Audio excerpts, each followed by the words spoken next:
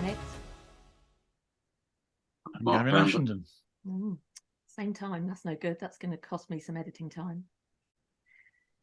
Okay, so this week we would like to speak about the 44-year-old woman, Carla Foster, who has been jailed for taking drugs sent to her by BPAS during lockdown, which she took, which would normally induce an abortion. And I think, is it before 10 weeks? They're normally prescribed. Is it before 10 weeks gestation? Something like that. But she had lied to them and told them that she was maybe 10 weeks pregnant and was in fact 8 months pregnant. So she's been jailed, and there's been it's been used by a number of people to push to get rid of the upper limit on abortion. So we'll talk about that. And also it's June, so it's Pride Month. And Gavin, I know you've written about the flags for the Catholic Herald, which is a fantastic piece. Do go and read it.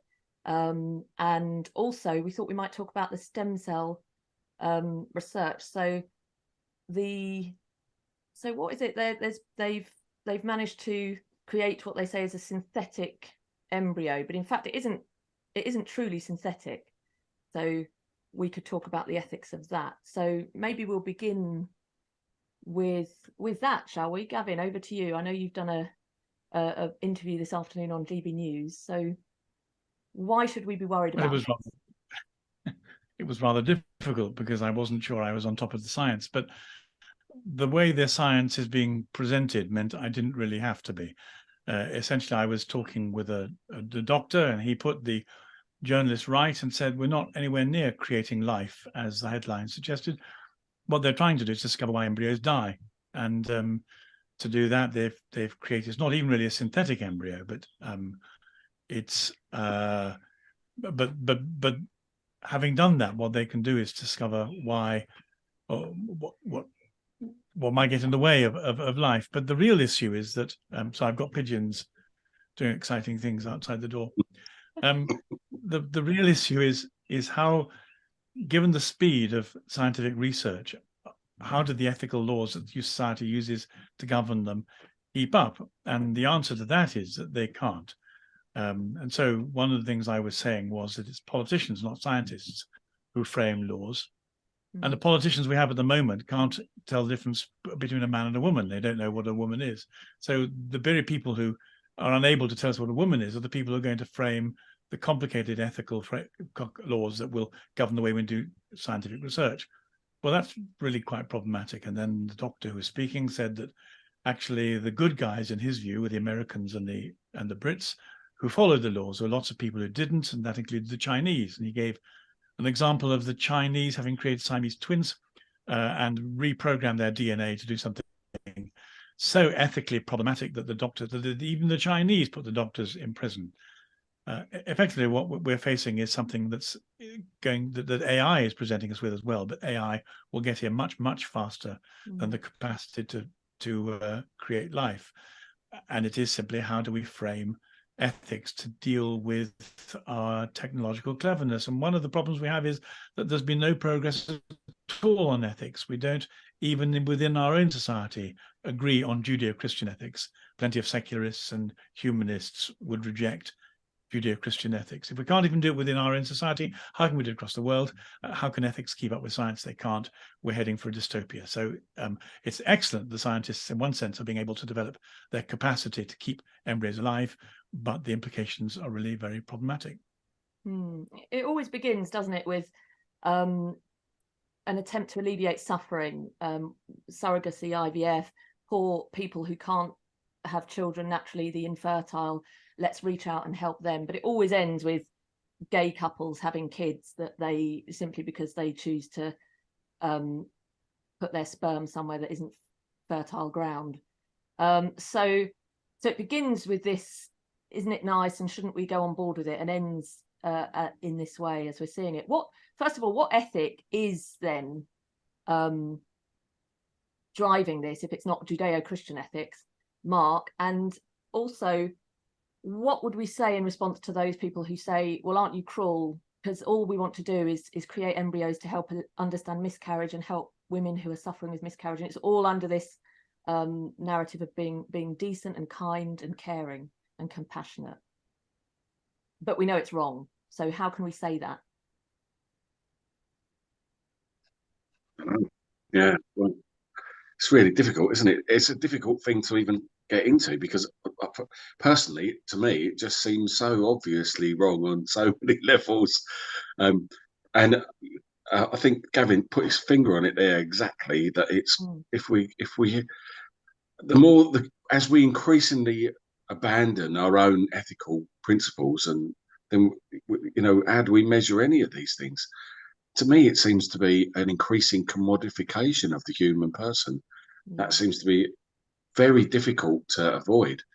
And as we get, culture seems to be the conversation I'm having at work, with the kids, like the young guys who work with me and stuff, about the way that everything, like a lot of the young people seem to have this idea now that they should all be earning 100 grand a year, that, that everyone needs to be on footballers' salaries. You don't have to do anything for it except show your boobs on the internet, really. And they don't seem to have much of a problem. There's just no ethical reasoning behind anything they do. It's all about ease of traffic, and so it's very unsurprising if you take all the moral breaks off everything. Where do you start when they've flushed everything down the toilet the way that they have, and we end up in a situation where you're on the way to making like human beings out of stem cells. Whatever the setup is, whatever way they justify it, the moral implications are just so massive. It's horrendous. It's like sci-fi nightmare from Hollywood, isn't it? And it seems everything is coming true these days. So don't really have to even respond to it. Science has been mocking religion for the last 30 years. Dawkins and others have been saying that they're the ones who are really dealing with truth, and the religious people are from the Stone Age. But they were completely wrong. The problem with scientists are that they're not primarily concerned with ethics. They're not ethicists. They're interested in their own research and their own careers and their own intellectual development. And they accept constraint by the people who fund them and by governments. But again, there's no overall view about what science should be doing or who scientists should be accountable to. And one of the problems is we become technologically very developed whilst we're going backwards with our ethics. Somebody put up on Twitter a very beautiful picture of a medieval cathedral, and was talking to a builder friend, and the builder friend said, we can't do that anymore. We've no idea how they did it. We can't build the beautiful things they built. So the whole issue of progress that lies behind science is completely misrepresented and malformed. And the only way in which ethics can keep up with it is not if ethics develops and goes forward, but if people return to ethics in order to try and compare different ethical systems. And one of the reasons we're Catholics is because the three of us have looked at different ethical systems, and we found in Catholic Christianity the most developed, the most robust, and the most redemptive. And that's one of the reasons why we do Catholic Unscripted. We're trying to build a bridge between us and the technological acrobats who do science without any understanding of what the implications are of their technological gymnastics. That is like every Hollywood movie. Am I speaking completely out of turn? It doesn't matter, Jurassic Park or Deep Blue Sea or you name it. It's always the scientist heads off in this, Yeah. and they're just focused on their research, and they're doing it for the best of reasons, yeah. And and then the dinosaurs start eating the people. Like it's just, it feels to me like we're sleepwalking into our own dystopian nightmare, and no one seems to be able to stop it on so many levels. I mean, the AI thing is exactly the same thing, isn't it? It's like, I mean, I don't know. Perhaps I grew up watching too many films, but it's very difficult to see an upside to any of this. And I had a really interesting conversation with my friend who's a consultant. What's the word? The doctors who look after dying people. Can't remember what it is now, but he's one of them. And palliative care consultant. And he was saying to me, we had a chat on Monday night, and he was saying that like he's recently become a Christian. And he was saying even before he was a Christian, he could recognize that there was power in suffering. that there was something incredibly powerful and redemptive and valuable in suffering. And he was talking about euthanasia and saying even before he was a Christian, he could see that there was something devastatingly problematic about cutting that whole experience out of the human experience. A kind of commodification where we say, okay, this is the clinical level on which we want to experience life, and the parameters either for the preborn or for the elderly or the sick or whatever. That's it. We just draw a line and we finish it. And but that I found that extraordinarily profound, that he was prepared to admit that, even before he was a Christian, that he could recognize that there was some. And from my own experience working with handicapped people and stuff like that, it's the most profoundly handicapped, that we think that there's no quality to their life like I'm talking as an 18-year-old boy or whatever, being put in a room with someone in a wheelchair, paraplegic, and told to look after him. And initially you think there's absolutely, there's nothing there. And then this incredible personality emerges. Yeah. And, it becomes a really powerful experience where you begin to understand what it means to be a human person way beyond your own experience. Yeah. Because now everything is reduced to a quality of life and a utilitarian argument. The US CCB document on stem cell research is well worth looking at, and talks about that very problem of the false assumption that a good end can justify direct killing. It's the source of much evil in the world. And it says this utilitarian ethic has especially disastrous consequences when used to justify lethal experiments on fellow human beings in the name of progress. No commitment to a hoped for greater good can erase or diminish the wrong of taking directly another innocent human life. And it says, in fact, policies undermining our respect for human life can only endanger the vulnerable patients that stem cell research offers to help. The same ethic that justifies taking some lives to help the patient with Parkinson's or Alzheimer's disease today can be used to sacrifice that very patient tomorrow if his or her survival is viewed as disadvantaging other human beings. That's the problem, isn't it? Once you say, well, look at this good outcome, we must be able to justify it, and that's the ground of your ethic, then it's not going to stop you utilizing another human being at the other end of life, perhaps. So yeah, it's a worrying trend. But abortion. So the next case is the woman who has been jailed for taking a poison that would kill her baby that was about to be born just a few weeks from natural birth, and she's been jailed. And this news has been met by some with great criticism of the law, and saying this is a reason why we need to scrap the law. Women should be allowed to choose to have an abortion right up to birth. And by others who say, although it's a tragic case and she's a mother and she's been jailed, it's absolutely right that she has been, because she has killed another human person. You're right, Mark. Sorry. What do you I'm think? going to run out of battery in a minute. What do you think? What do you think about this, Mark?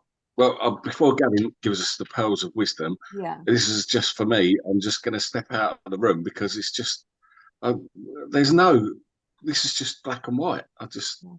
It's craziness. And how do we expect it to go if we're going to start down this road? It's BPAS who've killed her. Yeah. They've killed her by making this, they killed the baby by making it and put her in this awful situation. Mm-hmm. And if our leaders, if our moral guardians haven't got any respect for any of these things, then this is the way that I just think it's absolutely atrocious. I'm morally outraged from Essex. Yeah. Catherine, what was the phrase you used about the slippery slope? You wrote about this, and you began by writing something really quite witty about slippery slopes, which this embodies. I don't know. I'd have to look at it. I think I said anyone who doubts that slopes are slippery either hasn't been to Collie Hill in February or hasn't been looking at the response to this case, because this is the inevitable result of saying, of what's already essentially abortion on demand, but now being pushed, and it's being pushed by the WHO, So the World Health Organization are saying that it's against, you know, that they're saying that actually there should be no barriers to a woman choosing to have an abortion at any point up to birth. There should be no policy barriers.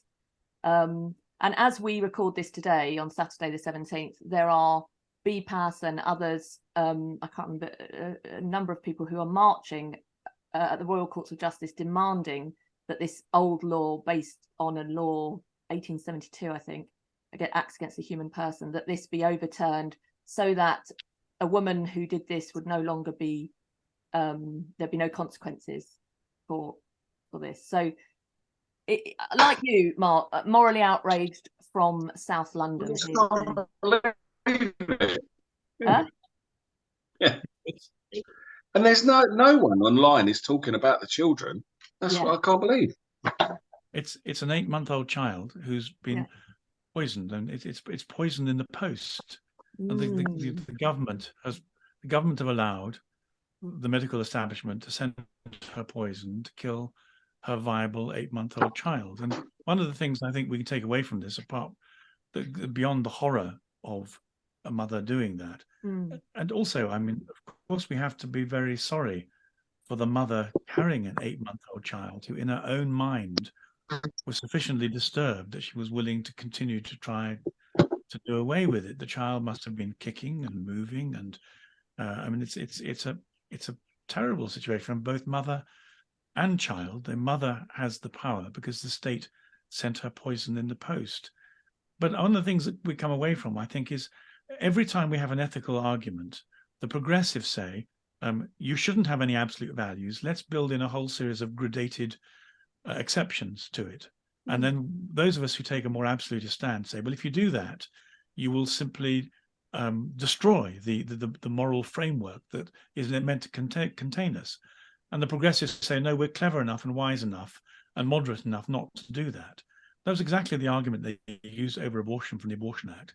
And now we have an 8-month-old preborn child being killed by poison in the post. So I think one of the things we do, rather than say hard things about the mother and sympathetic things to the poor child, is we say we feel that we're justified in calling people back to an absolutist moral framework in which these kind of exceptions that people use to justify greater freedom are not implemented because our society doesn't have the wisdom and the self-restraint to actually handle them properly.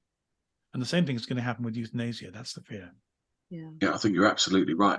And that's really what frustrates me more than anything else, is the fact that they've put the mother in a situation where this is a completely reasonable choice. If you're not informed from a pro-life point of view or from a Christian ethical point of view, or you know, then why can't she kill a baby as far as she's concerned? Because it's legal. You know, it's completely de rigueur as far as most people are concerned.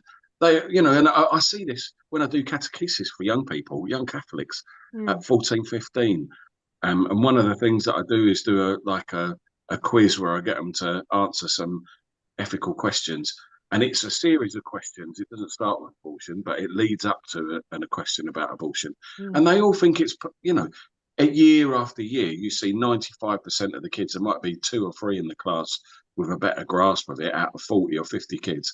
But basically, they'll all say, yeah, they like it's, you know, they should have bought the child because it's the end of their life. And this is what culture is building. This is the attitude that it's building, is that human beings are disposable. This is, in both cases, it's exactly the same thing, isn't it? Yeah. And what I find difficult is that we are left on our slippery slope. You know, that we've been with all these things. You know, you could say the same thing about gay marriage, couldn't you? Is that was a lot of the arguments were, you know, well, and it's again, it's all these things come true, and then we're left sort of going, oh, we told you so, and I don't know how useful any of that is.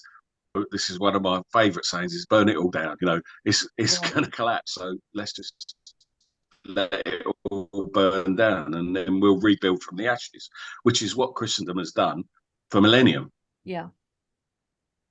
I think it should open the path actually for us to have the conversation about when life begins, because to us as Catholics, we see no difference between an abortion carried out at any point, or at 6 months or at 8 months. And so when you make it about a time limit, then it's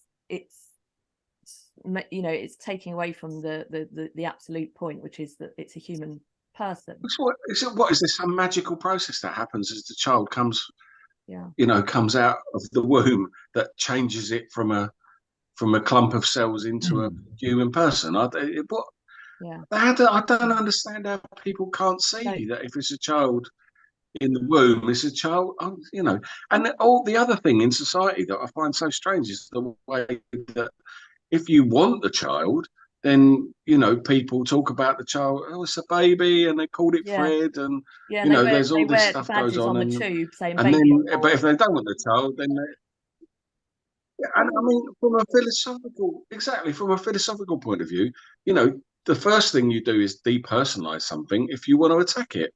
And I mean, that's so obvious in the way that it's spoken about on the media and all kinds of things. It's just atrocious, really is. It's like, I mean, we shouldn't say it, should we? But it's like euthanasia, or it's like a genocide, Yeah, it is a genocide. It's like the Nazis, Gavin. Yeah, it is. It is like the Nazis. It's the same topics, everything. Oh dear. Talking of flags. Well, we've got flags. Flags are a new topic. Talking of slippery slopes, we move on to the fact that it's Pride Month, and I don't know if anyone's noticed, but there's rainbow flags everywhere, adorning every street and wrapped around the Arc de Triomphe, and you can't escape it, and kids are being asked to celebrate it. And one thing that is just so obviously problematic, and it goes back to the question about abortion that runs through all of this. It's how blind are people. The pride flag has now begun to encompass so much that it also encompasses maps, minor attracted persons, and there are teachers walking around school with rainbow lanyards and flag waving in schools with a symbol that supports people who are paedophiles.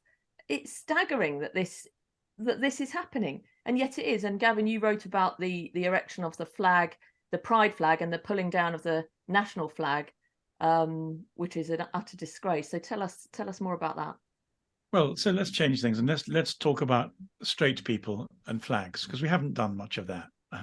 And so, and the reason we're talking about straight people as we talk about the pride flag is because, first of all, what we begin with is the experience on the media that the White House had this enormous pro-pride celebration, and it gave the pride flag pride of place in the White House set up. And a lot of American conservatives wrote in saying this is against the Constitution.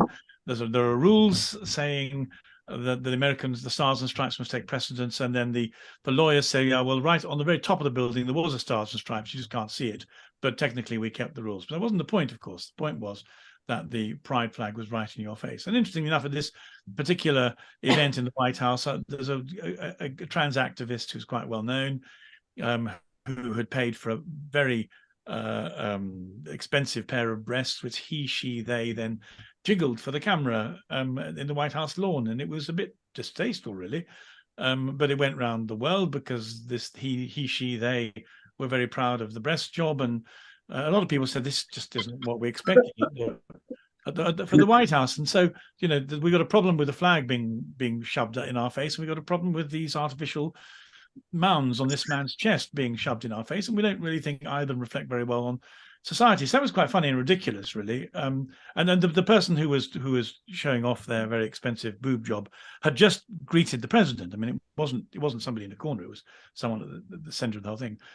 But there was a rather more somber video, which was the flags in Regent Street, and there was some people taking the Union Jack, a lone Union Jack, down, the last one, as they were putting up a whole series of pride flags, and they really do look like swastikas nowadays, with the new embroidery that they have patterned on. And someone from the street shouted up to the guy taking it down, "You're taking the wrong effing flag down, mate. And what was surprising was the guy put it down and said, do you think we effing don't know that? We do, 100%.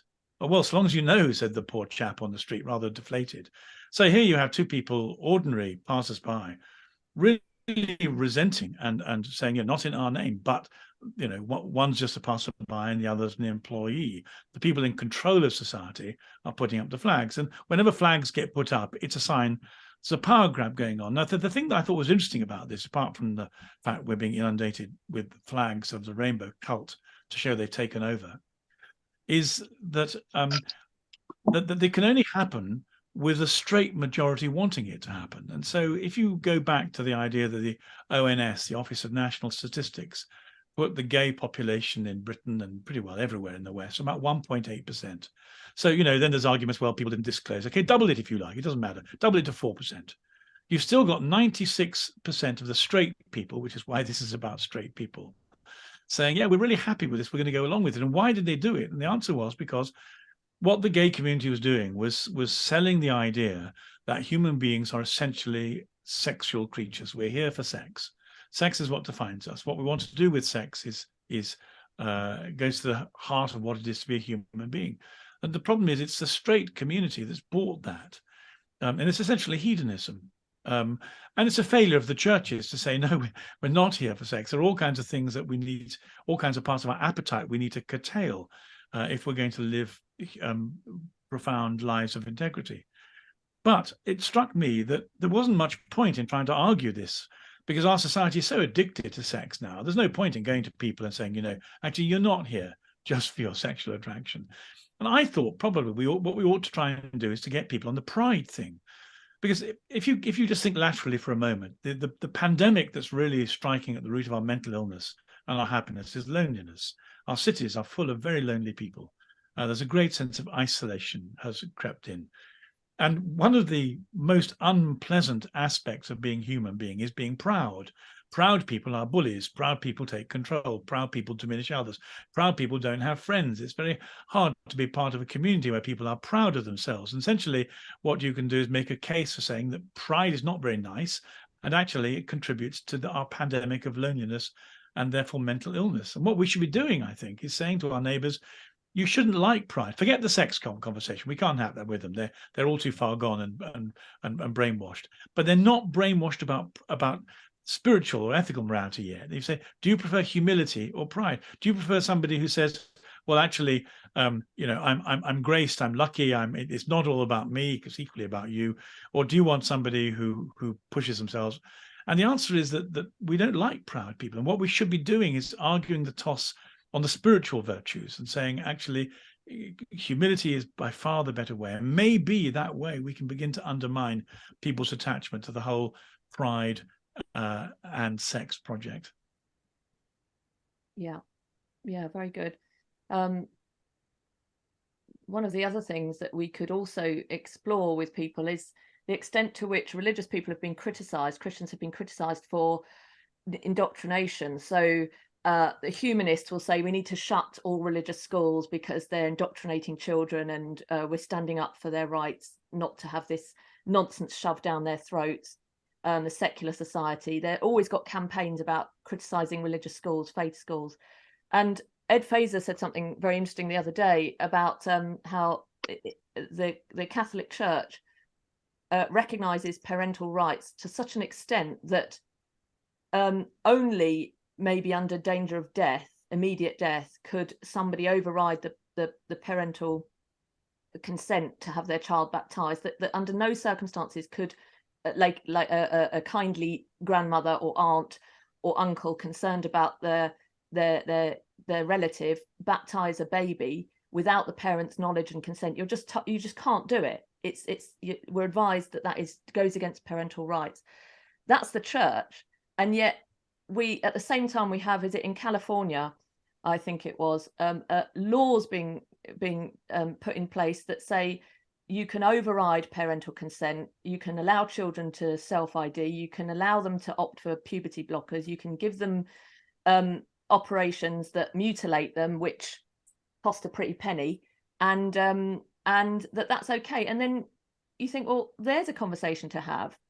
really, who are the ones who are really pushing this, indoctrinating our kids and forcing rather than allowing any kind of freedom? Mark? Oh, I'm having a bad week. Just it's another load of old nonsense, isn't it? I saw that tweet from Ed Pfizer, and I just can't believe that we're in this Yeah. position. I can't believe that Californian. I'm with family to California, and you can see how it comes out of this idea that, and Gavin's exactly right, that we've abandoned any sort of idea of an ethical sexuality. The church has, like the hierarchy has let us down so badly. And so those of us who do choose a different path, we have to self-educate before we choose that kind of action, in very small groups. And then you have to find someone who will agree to sort of live along those lines. And it's just all so difficult, it's difficult to be faithful in this day and age. Kimberly And then Ellis. you've got, I really, it just seems incredible. It just seems incredible. All of these things that we're talking about today, that these are things that are really happening, and they're not some sort of, dystopian Hollywood nightmare in a film that we're watching. It really does worry me. Because it's gone so far. We were talking about the National Conservatism Conference I went to recently, and how it's been painted as extremist and right wing and far right. And you think, actually reflecting on it, it's a lot of the things are just common sense positions that 30, 40 years ago, pretty much most people would have held. But things have changed to such an extent, like you said. I know, Gavin, I think you were going to come in on Kimberly from your podcast, which was brilliant, by the way. If anyone hasn't listened, go and listen to the Merely Catholic podcast this week on the UN's sexualization of children and sexual rights, whatever that means, of children. That's a bit Really brave, really brave. I thought it was. very, very that, brave. Kevin. Tell us about that. Well, it's starting off from the point you were making just now, Catherine, about the way in which the state was confronting parents and stripping them of their rights. And one of the things I hadn't realized was the extent to which this was part of a strategy. So for me, I think I'd seen most of the developments that Mark's been talking about, lamenting about, as being Whinging, I think, is the technical term. No, the burn it down stuff has gone too far. But that all this hedonism and this progressive moral failure was just part of the accelerated collapse. But actually, it's not. Is a woman, American housewife, who found herself attending UN events. And as she did so, she discovered that there were position papers encouraging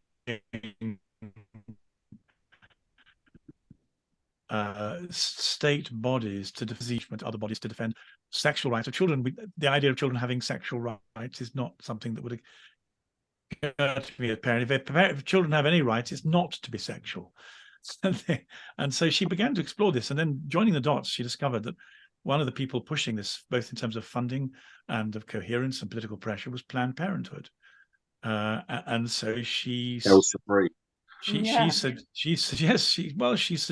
that it'd be very hard to be convinced that this wasn't part of a business plan. After all, if you're in Planned Parenthood and you make your money and your influence, your organization grows through abortions, one of the ways of getting more abortions is to bring in more young people into the whole area of unmonitored sexual activity.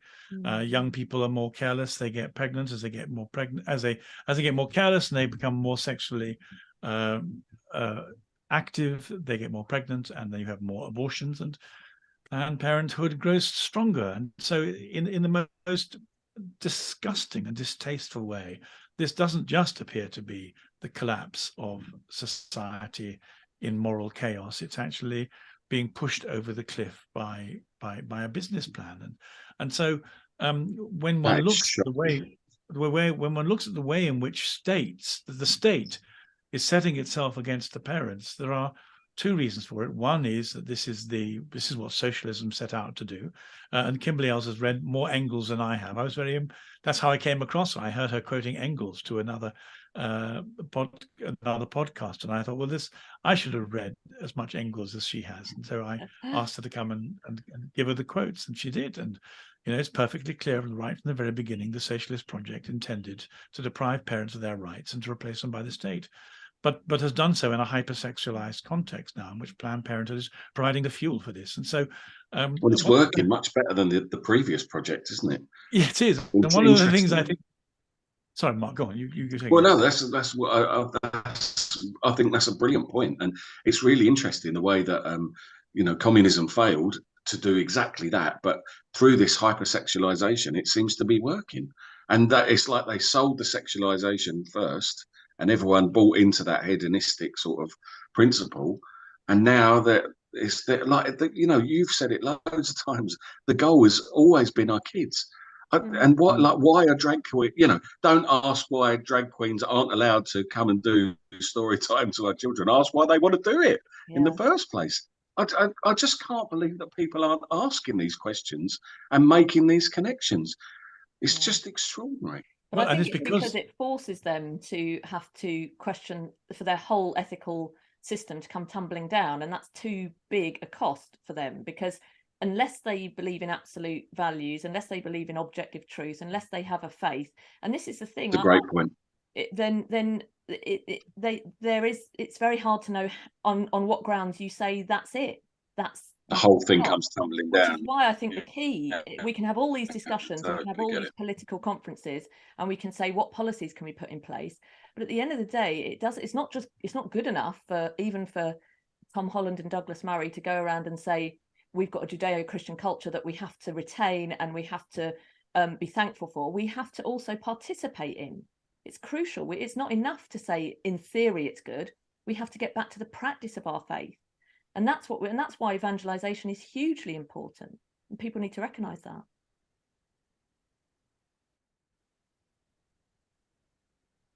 Right. How is it I say something and you both shut up? Oh, because you sum it up so beautifully, there's nothing left for us to add. Normally, if Mark says something and I can see ways of improving it, and if I say something and Mark can see ways of improving it, but when you sum it up for us, Catherine, that's it. It's like great full stop. It's congratulations. It's a sign. It's a sign that we've succeeded. You've achieved it. You're too kind.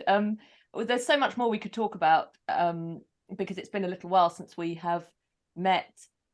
But I actually have to call this to an end because I'm off to Mass talking about participating in our faith, and we'll continue to pray for us three and the work that we do, and also all of you watching. I know that we all pray for those people who are supporting us, watching us, and also praying for us. So with thanks to you, and let's continue to do what we can to expose these things in the culture. That's it, I would say. From me, I'm Catherine Bennett. Mark Lambert. Gavin Ashenden. God bless you. God keep you. Until next time.